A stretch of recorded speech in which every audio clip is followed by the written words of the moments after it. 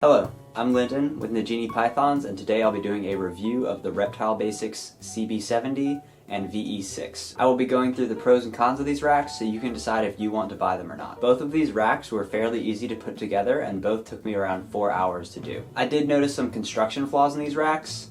Some of the slides were not cut correctly, but it was fairly easy to recorrect them.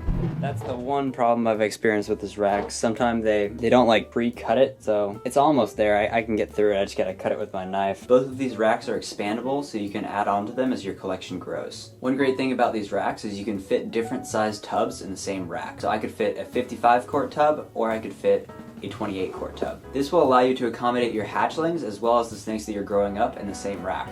Once they become adults, you can move them over to the CB70 or Super 70 series rack. One of the cons with these racks is that they are see-through. You don't have the option to make them not see-through, so you'll probably have to buy a hide for your snake instead of just having the tub act as a hide. This is not that big of a deal, as many racks have only see-through tubs, but it would be nice to have the option to get a non-see-through tub. Another con of these racks is that they're a little hard to clean. This isn't that big of a deal because most of the time you're not cleaning the very back of the snake rack, but if you had to, it would be kind of challenging. You might even have to take off the back of the rack. Again, this is not that big of an issue because many other rack manufacturers have the exact same problem, but it would be nice to see it fixed. These racks hold humidity a little too well. I've had to replace my substrate with a drier substrate because my substrate got too wet from being in this tub. When I first started out with these racks, I was using a paper towel substrate and that worked completely fine, but when I moved over to the coconut husk substrate, it got a little too humid. One great thing about these racks is they're very beginner friendly. They come with the heat tape already wired up, so you don't have to do that. That way you don't have to worry about electrical fires. Now these racks are built very well.